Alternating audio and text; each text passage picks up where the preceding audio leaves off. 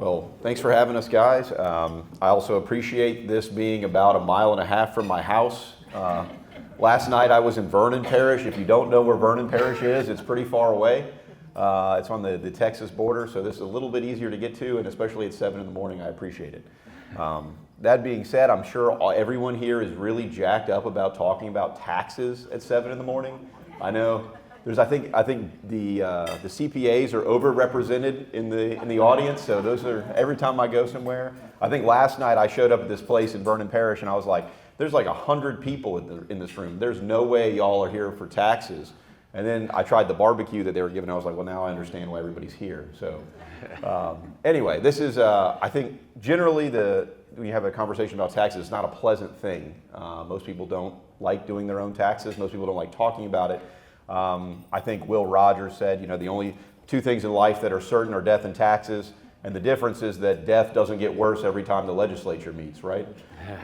So this is an exception to that. We actually have made significant progress. I know many of you have heard me talk about this stuff for a while since I was, obviously elected for here in Mandeville. I've been to chamber events before, and my seatmate in the legislature, Representative Mark Wright, has heard me talk about this as long as anybody, about how Louisiana's tax system is one of the main things holding us back. And now I can, bring great tidings of great news that, hey, look, this is not holding us back anymore. We've made significant changes, significant progress, something that's really 50 years in the making or more. And I have been all over the state, both in my campaign for governor, which obviously didn't work out, but I think the current governor, Jeff Landry, decided to get back at me and make me Secretary of Revenue for running against him. So it has been somewhat of an adventure, but I've been all over the state, and everything that everybody always tells me, they're always like, look, I don't understand why Louisiana is at the bottom of all these lists. Why is it that we're the only state in the South that's losing population? Why is it that, when I have kids that have to go and find opportunity somewhere else, why is that the case when really we have essentially a royal flush of resources, right? We have the Mississippi River, we have oil and gas, we have agriculture, we have, culture and tourism, these things that most states would kill for. We kind of got all the whole hand. And yet we see these, out-migration that's been continuing for a while. I think last year was actually the first year in the last 5 years that we actually added population. So that means we've continued to lose population. One of the fun, not really fun statistics, but one of the things I like to point out, does anybody know the last time Louisiana actually added a congressional seat, which is the last time we actually grew faster than the rest of the country? 1910. 1910 was the last time we actually grew faster than the rest of the country. And so it has been a long time, but I like to point that out because in reality, most of our tax code was put in place by Huey Long in 1930. And so that legacy has really been what's held us back this entire time. Most of the tax code was built to really run the state on oil and gas revenues. In 1982, those made up about 42% of the state budget. Now it's about 4%. And so what you have in Louisiana is you built this whole train to run on oil and gas revenues that no longer really exist. We have oil and gas industry. Most of it's off the coast in federal water, so we really don't get all that much money from it. And so as a result of that, for the last 50 years or so, we've been trying to figure out, well, how are we going to fund the government? How are we going to be competitive? And we've done it with basically this legacy and this burden that we've had since Huey Long. And so in this, this is something that I've studied for a long time, something I looked at in the legislature and tried to fix. And when the governor appointed me, he said, listen, I want you to spend every day trying to figure out how to fix this problem, and we're going to do everything we can to fix it. And so we had a special session last year to basically rewrite the entirety of Louisiana's tax code. And I can't underemphasize how much we actually accomplished in 2 weeks in November. It was probably the most impactful legislation that's ever been passed in Louisiana. I mean, with the exception maybe of the 1974 Constitution, which I would say probably did not change the course of the state that much. I will say this is probably the biggest thing that's ever happened to the state was these 2 weeks in November last year. We completely rewrote the tax code. We can go into it now, I guess, and we'll talk about it, but it's pretty expansive. I mean, if you're not a CPA, your eyes will glaze over a little bit, so we'll try and go the 50,000 foot view. But we completely changed how the personal income tax is run. Right now, or previously, we had a 4.25% top rate We had 3 different brackets, so it was 4.25% was the top, and then 3.5%, and then 1.85%. We basically got rid of all the brackets, so now you only have one rate of 3%, which is the second lowest tax rate in the country. That's a significant change. It's one of those things that when you look around the country at places where people are going, obviously Texas is right next door. They have zero income tax. Everybody knows that. Florida's right down the street. They have zero income tax. And that's the direction that we're moving. I think as the state grows, as we see continued growth, we can continue to reduce that income tax rate further. But it's very important that we made it so that there's only one single rate, because that one rate, everybody's in the same boat, everybody pays the same thing, and you can continue to reduce that rate over time, and everybody benefits from it. And so that's the benefit of doing it that way. When you look at states that have moved in this direction, Arizona is a good example. North Carolina has also made these similar changes, and they've continued to grow and had success after that, after they made those changes. So that's been a significant benefit. We also raised the standard deduction, so it was $4,500, which is basically the amount you have to make before you start paying income tax. And we raised that to almost tripled it to $12,500, which means that, especially for the folks that don't make a whole lot, that benefits them significantly. They're going to have to make over $12,500 before they pay anything. If you're married, it's going to be $25,000. And then we also have the constitutional amendment that's going to be on the ballot in March. As a result of that, if you're 65 or older, if that amendment passes, you'll actually double that standard deduction. So you'll have up to $25,000 per individual of tax-free income. So those are significant changes. Like I said, it's the second lowest rate in the country, and we're going to continue to get lower. I'd like to point out we're kind of in the SEC of tax policy down here in the Southeastern Conference. The rest of the country might not do a great job at it, but in the Southeastern Conference, everybody's continuously innovating as far as making their tax system more competitive. And that's part of Louisiana's problem, is that we can't just stand still. We have to continue to innovate. And I think this has been a giant leap forward. I know we're used to saying thank God for Mississippi, right? Because we're 49 and Mississippi's 50. And now Mississippi is saying, well, look at all this tax reform Louisiana just did. We have to do something big to try and catch up. And so it is something that around the country they're talking about, around the country they're looking at, is what have they done. So I think that's really substantial. The other side is on the corporate taxation, income taxation. That's been a big difference, or a big change as well. We were originally at 7.5% was the top corporate rate. That's the highest rate in the South. The closest state with a higher corporate income tax rate was Illinois, and it was even higher than the state of New York. And so from an economic development perspective, imagine going to pitch Louisiana and saying, hey, come to Louisiana, you'll pay the highest corporate rate in the South. And so, by the way, it's even higher than the state of New York. Come on down. It's kind of a tough sell. So now we have a 5.5% top rate. We collapsed the brackets. We had multiple brackets on the corporate side too.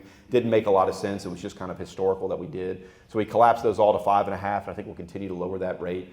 And so that makes us more competitive. We're right in line with the rest of the South, and we'll continue to lower that too. And then finally, the corporate franchise tax. The corporate franchise tax is essentially a wealth tax on corporations. And so it's really hard to administer. It's really difficult for companies to comply with, and it's kind of a relic. It was actually put in place by Huey Long in 1934.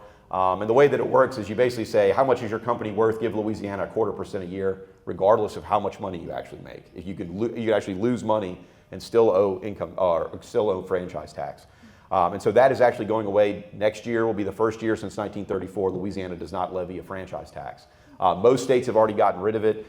There's a few left in the South that still do, and ours was pretty much one of the worst forms of it. So as far as a barrier to investment in the state of Louisiana, that was probably the biggest one. I think every economist, every consultant, everyone that they've asked about how do we make Louisiana better for the last 50 years has said, you got to get rid of the franchise tax. That's a terrible, terrible way of raising money.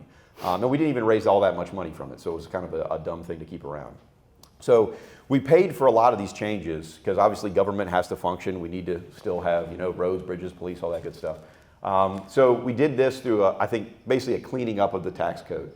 We looked through both the sales tax code, the income, personal income, and the corporate code, and we said, how many credits and exemptions and all these kind of special interest breaks do we have? And let's get rid of as many as we possibly can.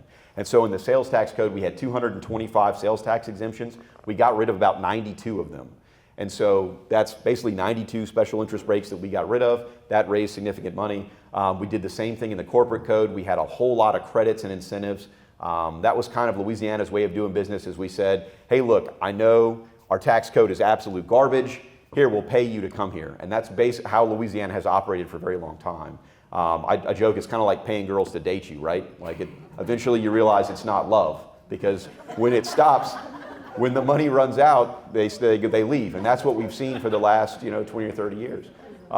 So now, instead of paying them to date us, we've actually worked out and got a better job. So it works a little better. So, but at the end of the day, that is how we paid for a lot of the things. Was we cut back on a lot of those credits. That's how we afforded to get rid of the franchise tax and cut down on the corporate rate. The sales tax rate, we did expand the base of it a little bit. I think cable TV, some information, some online digital services, things that were not taxed in the past.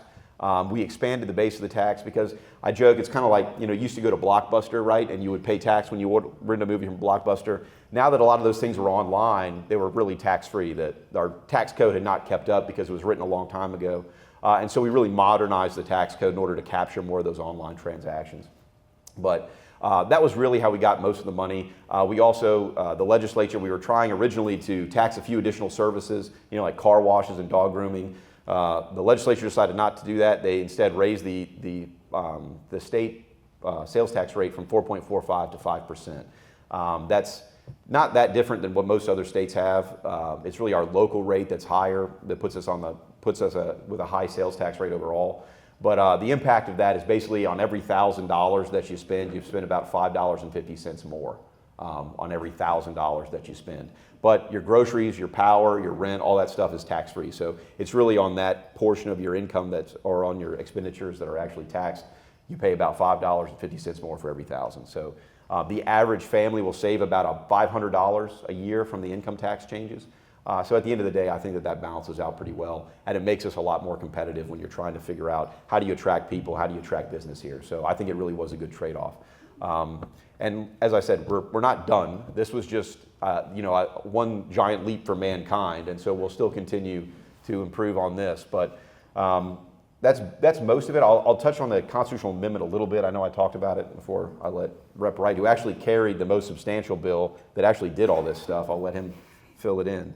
But there is a constitutional amendment on March 29th that would basically rewrite Article 7 of the Constitution, which is the most significant part of the Constitution. I guess if you ask me, I'm the tax guy maybe, but it is, it's about 80% of the amendments that we vote on. About 80% since the 1974 Constitution have been to Article 7.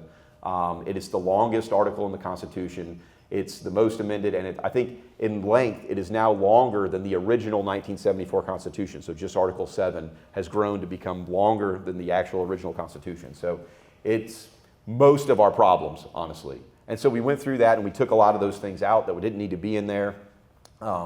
We did put a provision in there to basically, I was talking about, we cleaned up all these credits and exemptions. We put a provision in that constitutional amendment to basically prohibit or make it harder to go back and create those kind of special interest tax breaks. And I think that's important. We spent a lot of time, effort, and energy to clean all this up. We didn't want it going back. So there's going to be a higher vote threshold to put a lot of those things back in.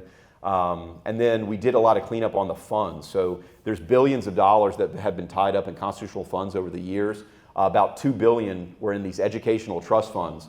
And so I know there's a few bankers in here, but at the end of the day, we were getting about 3% interest on this $2 billion that we have tied up in these educational trust funds.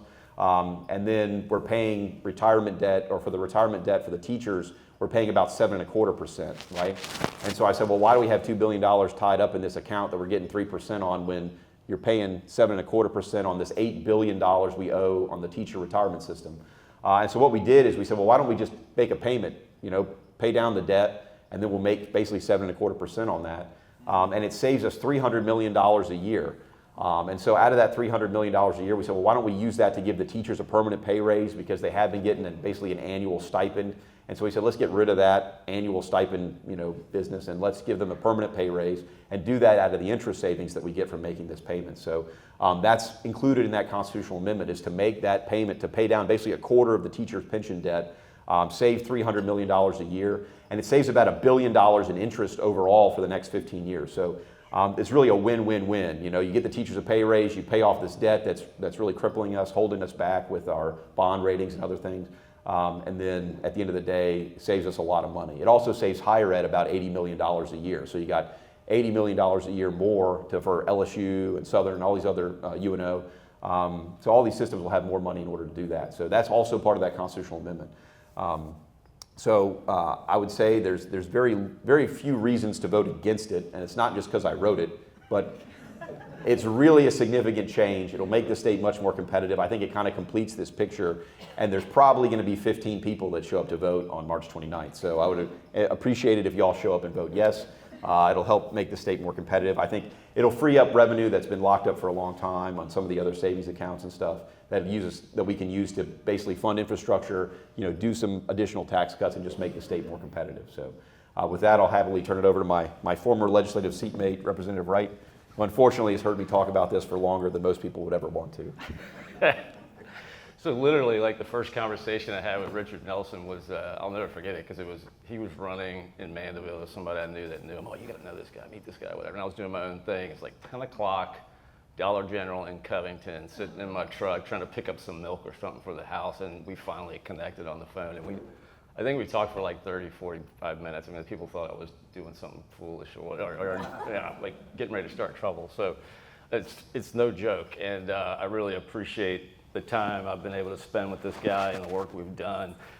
Last time I did a seminar like this, it was a webinar for PAR, right? And you can see I brought a whole stack of stuff. It was in a folder. I don't think I've touched it since that thing. I'm sitting in a truck by the World War II Museum trying to do this live webinar as a legislator. And I've got all this stuff right in front of me, and I realized I got the secretary right next to me. Man, he's got all the information we need. So I thought what I'd do is talk a little bit about the politics of the session in Louisiana and where this is going forward, because it is absolutely, no joke, very serious that this was the most consequential legislation and plan, I guess you could say, 40, 50 years. And you might think we're exaggerating because we're part of it. Absolutely not. I mean, when you look at the history of the state and how some of these things came about and why it hasn't happened in the past, it really was amazing. And truthfully, a lot of people have been doing bills related to this stuff for years, including me, including Richard.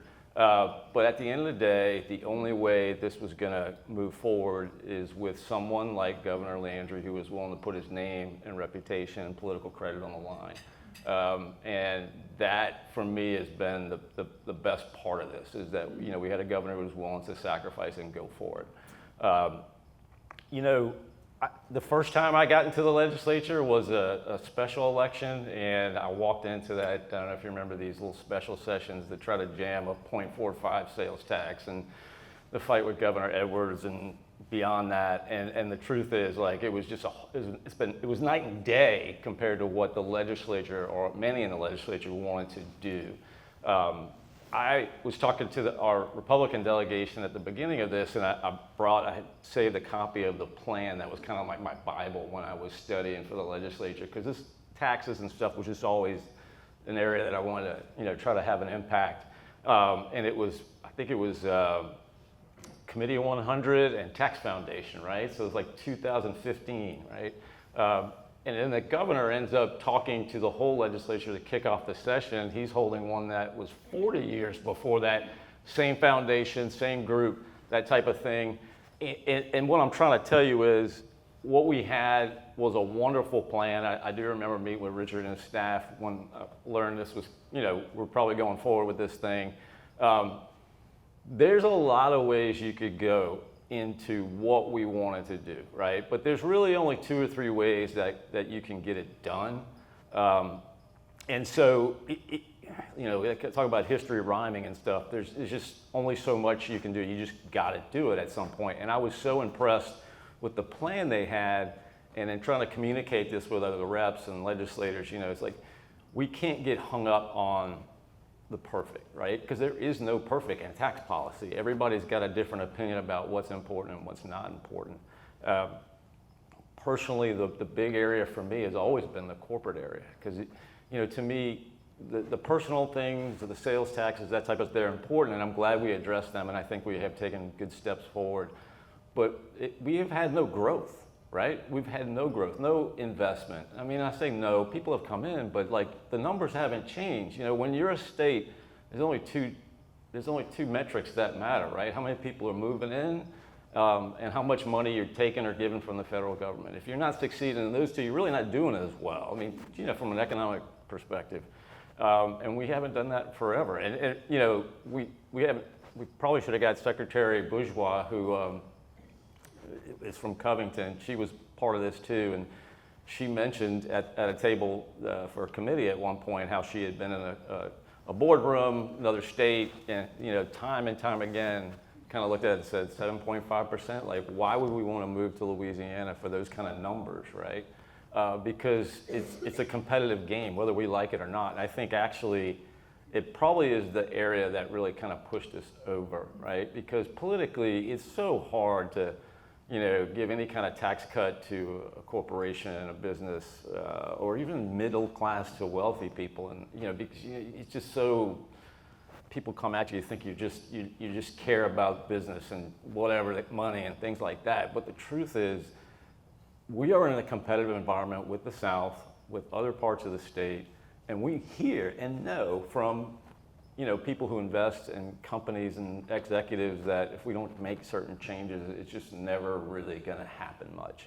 The Mississippi River is super important, as are other things that we have in the state, but the bottom line is you can do what you do on the Mississippi River in a bunch of other places in the Gulf South. And so it's attractive, it's a great resource, but at the end of the day, I think people look and say, what's in it for me? Not, why should we go there? It's almost a sacrifice. So this, I think, the most important part is that we address some of these dinosaur-like taxes, as Richard had mentioned earlier. And then, of course, we went after a lot of the exemptions, the sales tax, the personal income tax, a variety of other issues that address, severance tax with oil and gas.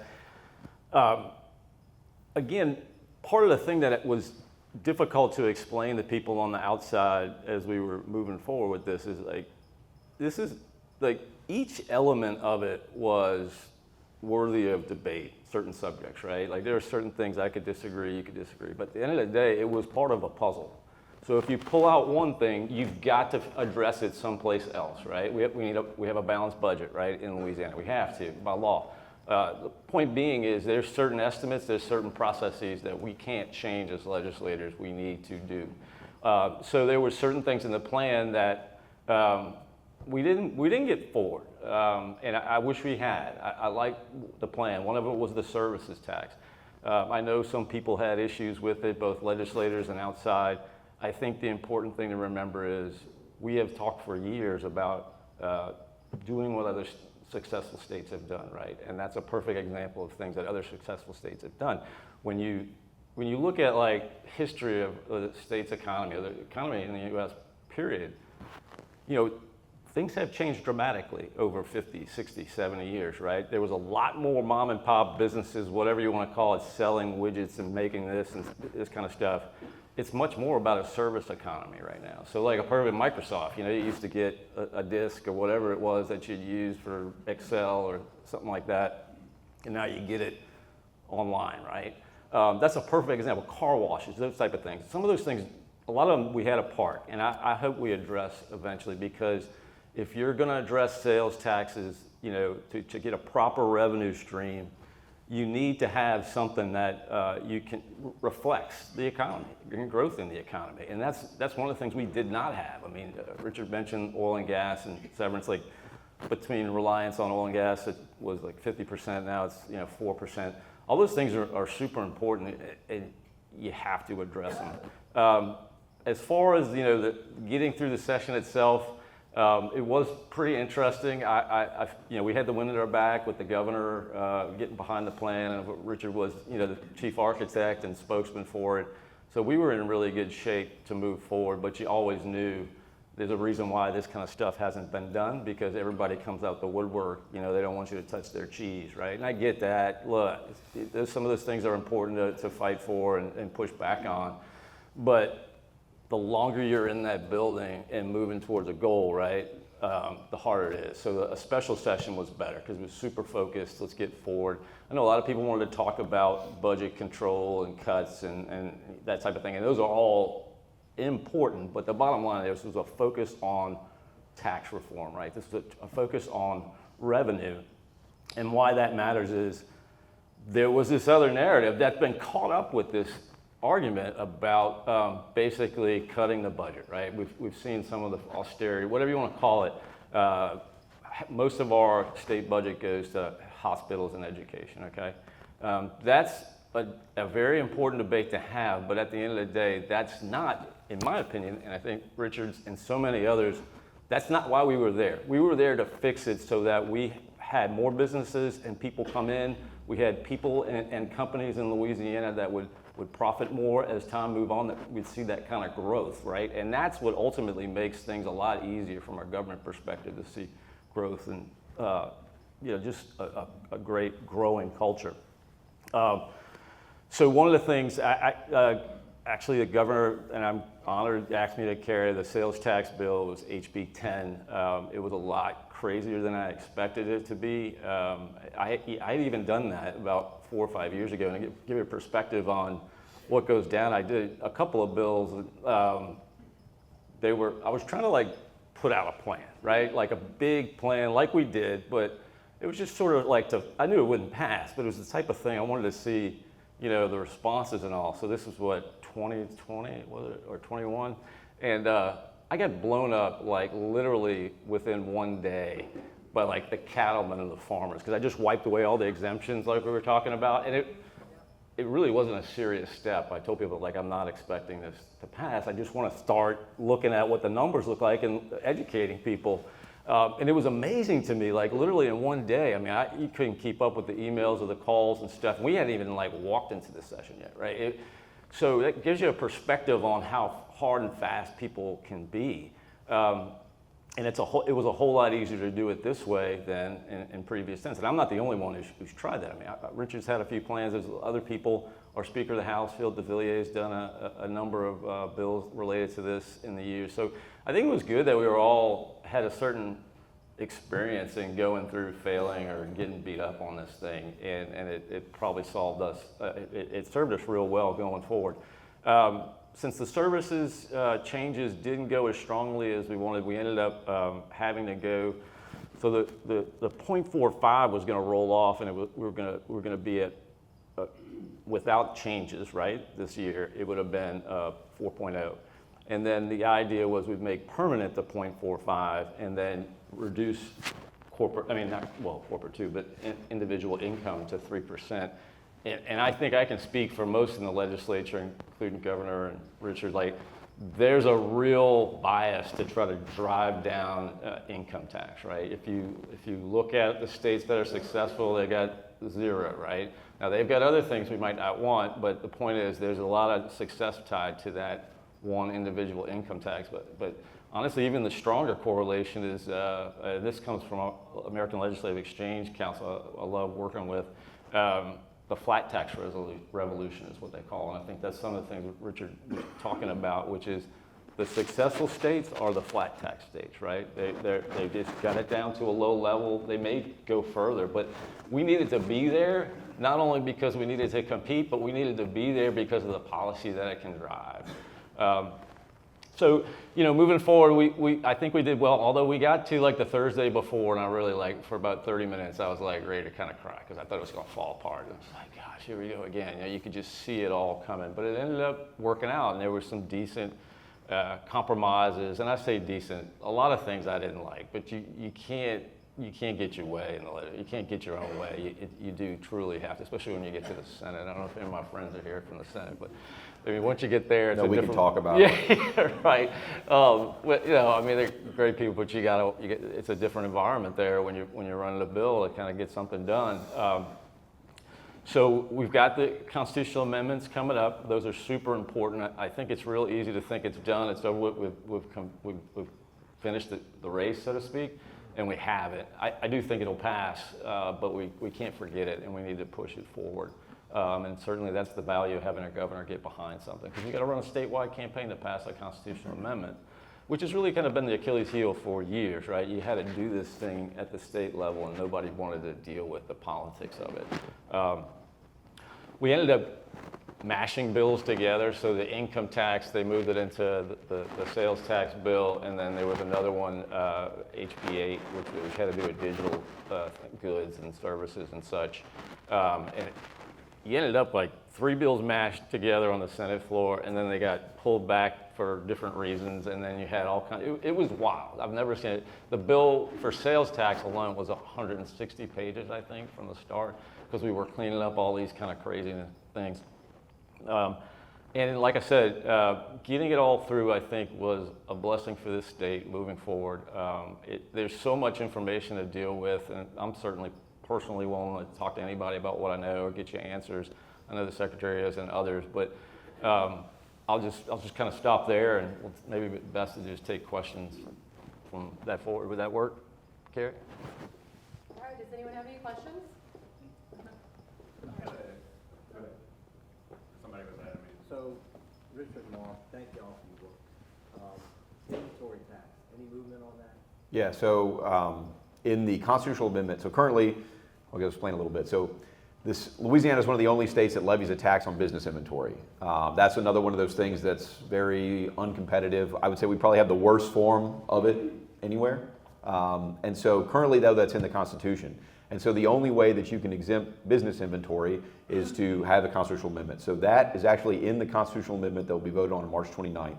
And the process to basically get rid of the inventory tax, I think the governor was very adamant, and we wanted to get rid of it completely across the state. Unfortunately, St. Tammany is not too dependent on it, but especially the river parishes get a significant amount of money from the inventory tax, mostly because they have big chemical companies, have a lot of inventory. And so because the state's so different across the board, it's kind of hard to do across the board answer to that. So what we decided and what we landed on was that we would give locals the option of opting out of the inventory tax. And so that mechanism is in the constitutional amendment. It also provides that it gives basically the local governments, when they opt out, they get about 3 years collections up to $15 million to opt out of the inventory tax. I mean, to put that in perspective, I think it raises about $500 to $600 million a year for local governments is what the inventory tax is worth.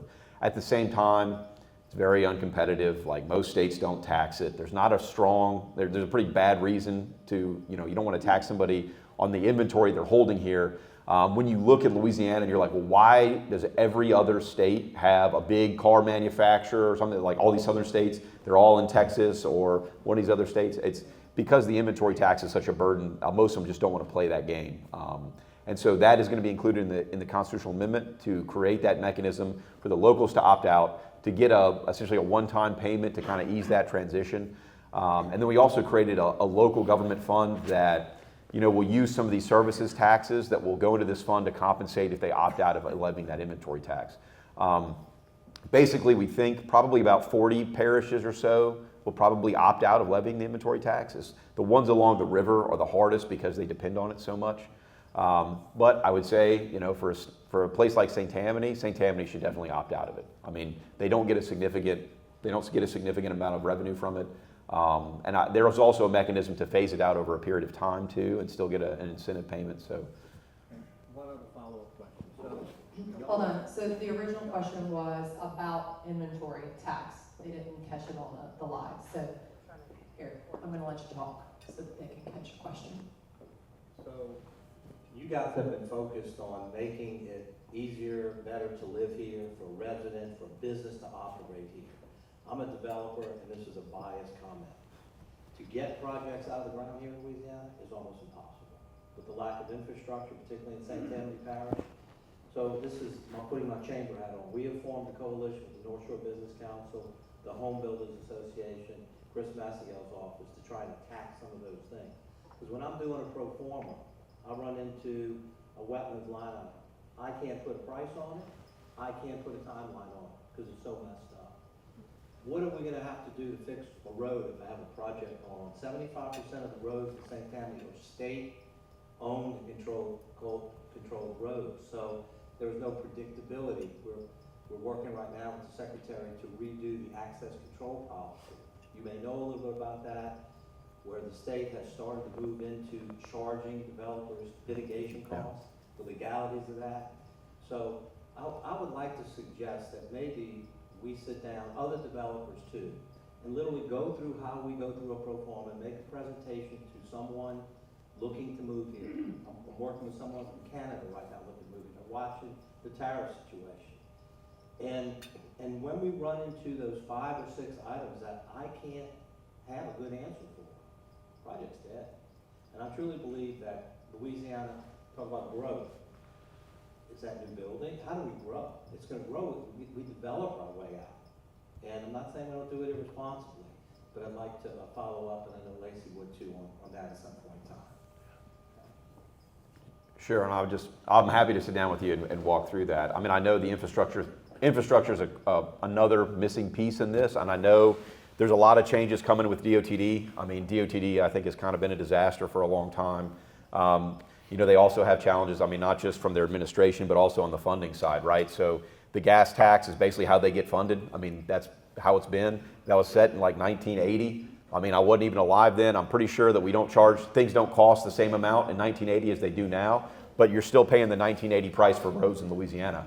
I mean, that's the reality. And so I think that is going to be an effort to, you know, revamp how we do the infrastructure funding in Louisiana. That's going to have to happen. And I think we're waiting to see what those organizational changes are going to do with DOTD, which luckily is not my department, literally, but Oh, I'm sorry. it is coming. I would add, like, I think DOTD has its own problems, and certainly how we fund that, the Transportation Trust Fund is a big deal, but I also think it's very much about money and growth, okay? Because at the end of the day, we're not seeing any kind of growth to add that you can, I mean, DOTD certainly has organizational issues and things should change there, but it's also about money. I mean, I did transportation for a few years. I mean, when you talk to some of the big construction projects, like how do we get through some of this? Like, bottom line is, if I'm bidding for one big project, like, you're not even in the same space as other states where they can kind of plan on something for 2, 3, 4 years, and that really starts to make it difficult to build as fast. I mean, you know all this, I'm not telling you, but I think this is as much a part of the answer as just DOTD, but that's on the menu next, so.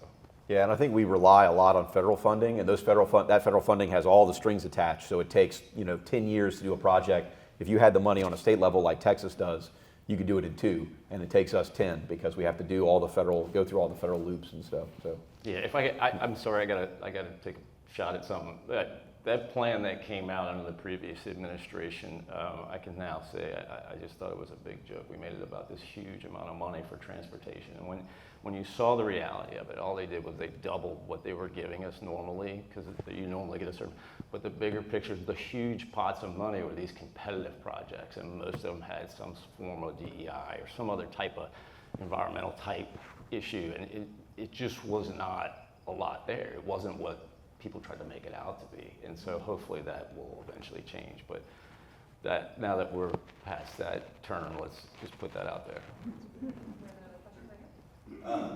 To echo what he said, gentlemen, thank you for everything that you've done here. I think it really does go a long way to make our state a lot more competitive.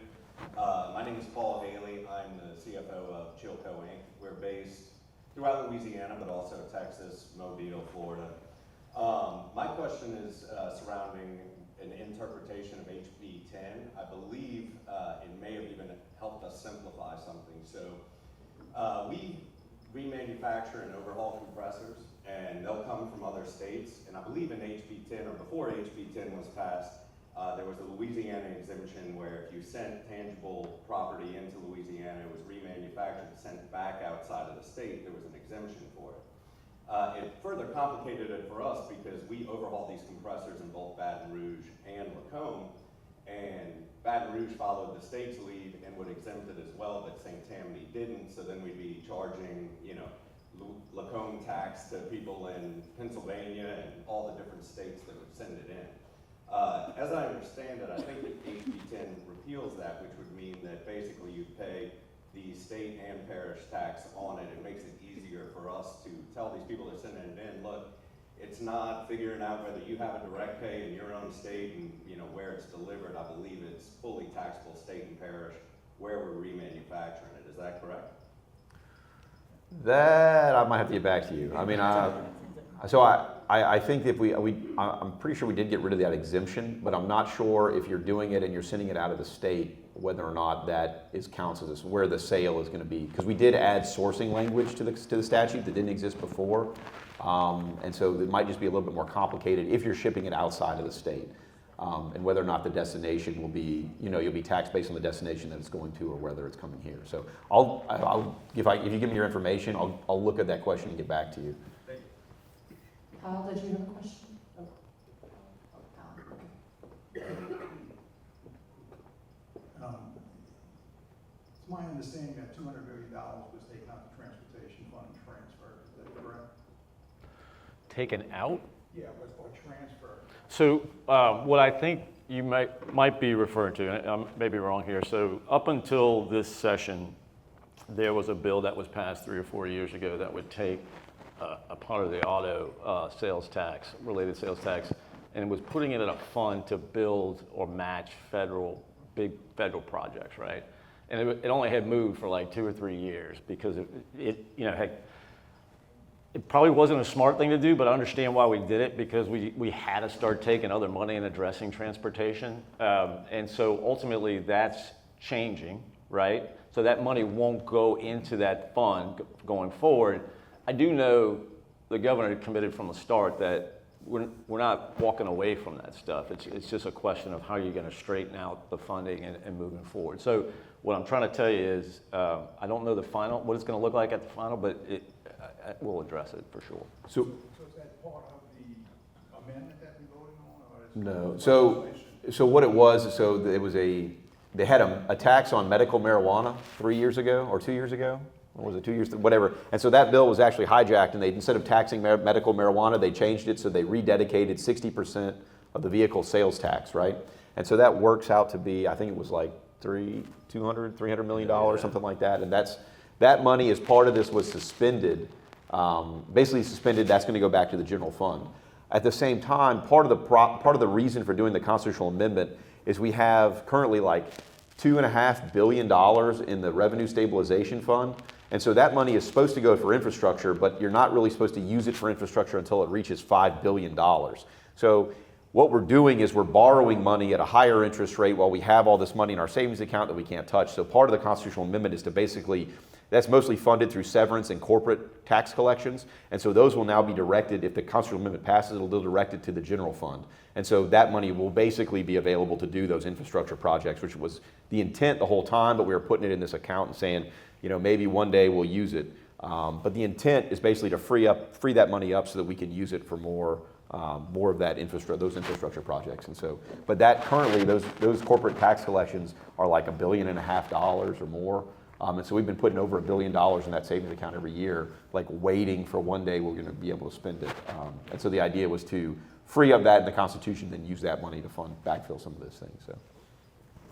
Any other questions? And that was only temporarily suspended, so it actually reverts to how it was in 2 years. So it was basically an idea of like, well, hey, if these tax changes don't work out as well as we think they're going to, we'll have an extra $300 million or so in the meantime, especially if the constitutional amendment didn't pass. But as we said, everybody here is going to go vote for it. We're going to be fine. It's going to pass.